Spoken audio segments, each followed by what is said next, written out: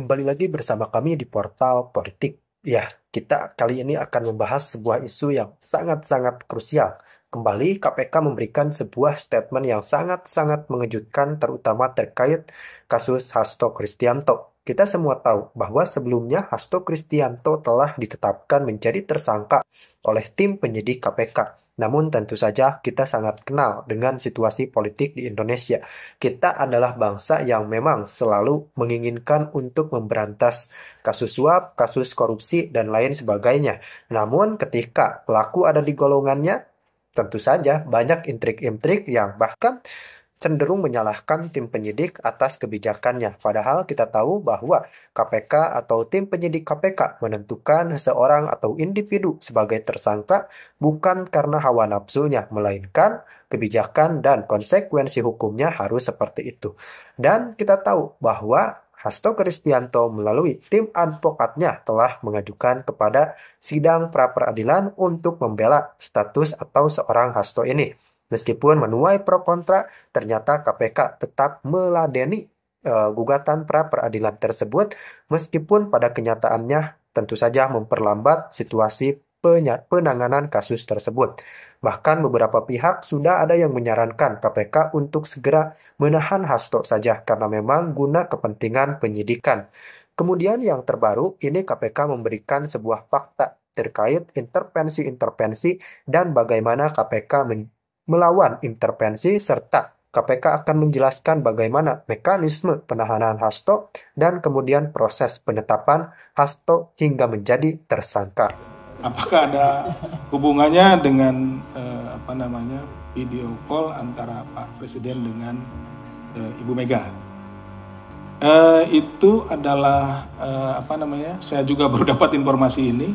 Kapan video callnya saya juga tidak hafal, jadi tidak bisa karena memang sejauh ini tidak ada kaitannya gitu antara hal tersebut. Kalau rekan-rekan menyampaikan itu ya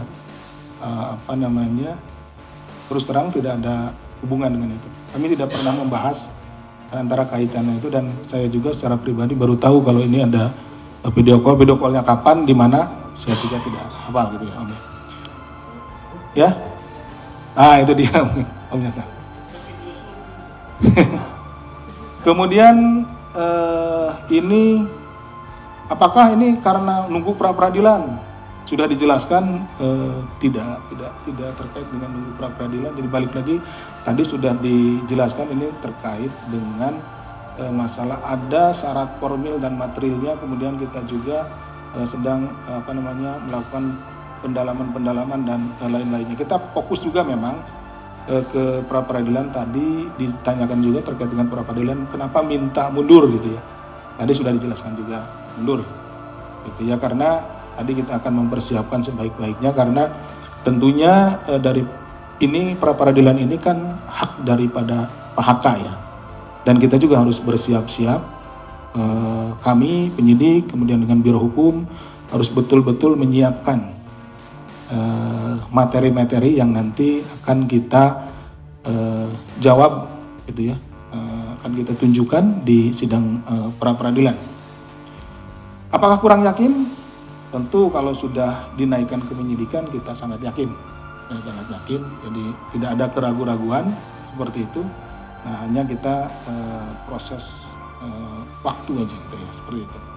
Kemudian terkait dengan Semarang nih, Mbak Ita dengan Pak Alwin.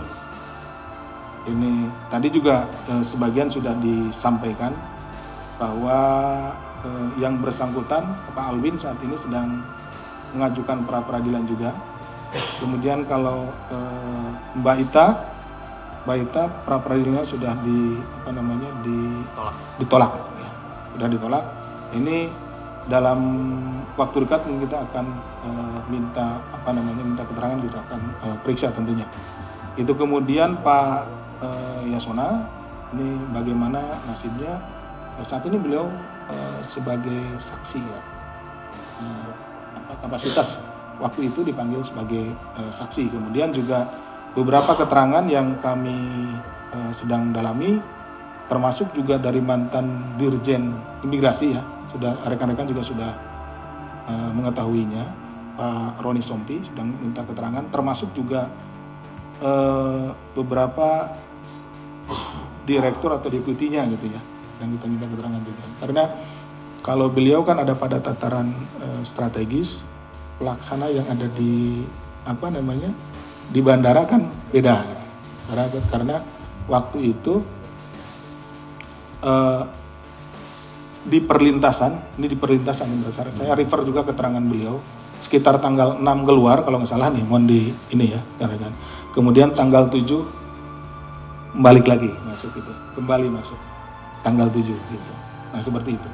Jadi itu untuk membuktikan bahwa HM itu tanggal 7 ada di Indonesia. Kenapa? Karena dia di perlintasan itu terikot gitu, ada melintas tanggal 7. Kalau tidak salah seperti itu ya. Rekan-rekan. Kemudian ini Mas Jamal nih. Ada Mercy, Moge. Tadi sudah saya bilang benar, cuma tinggal nilainya. Kalau nilainya, nah itu saya juga nunggu ini appraisal, penaksir gitu ya. Ini berapa tipe ini tahun sekian, sekarang harganya berapa. Termasuk juga tadi yang lainnya, Mercy dan Moge itu. Dan kita lihat nanti kalau sudah ada gambarannya kira-kira berapa, nanti saya kabari Mas Jamal ya. Itu ya. Ya. Tadi udah disebutin sendiri tadi.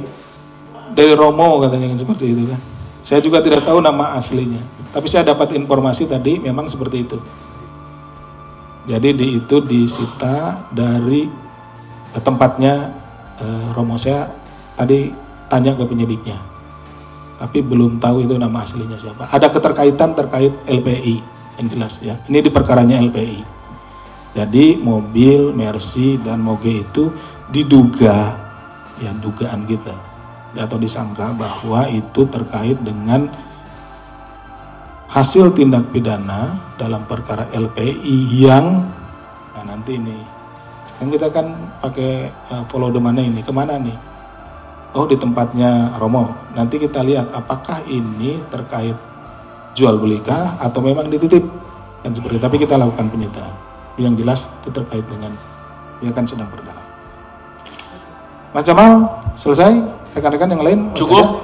Mas Jabir, gimana Mas Jabir? Kelewat mungkin. Ya. Ya. Cari bahan dulu. Oke. Mas Jabir, tadi belum pas, maksudnya angka pastinya gitu kan, nanti belum ada. Kalau saya jawab nanti salah gitu kan. Itu nanti dikabari lah. Oke, Japri, Mas Jabir.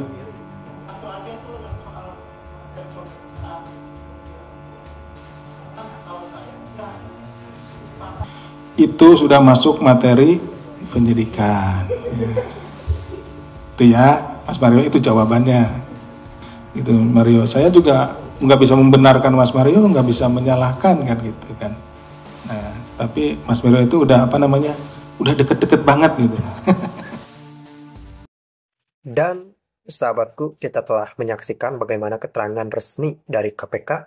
Bagaimana nih menurut Anda terkait kasus Hasto Kristianto ini? Kalau saya sih memandang kasus ini ya, kita harus berjalan sesuai konsekuensi serta hukum yang berlaku di negara kita tercinta ini, Indonesia.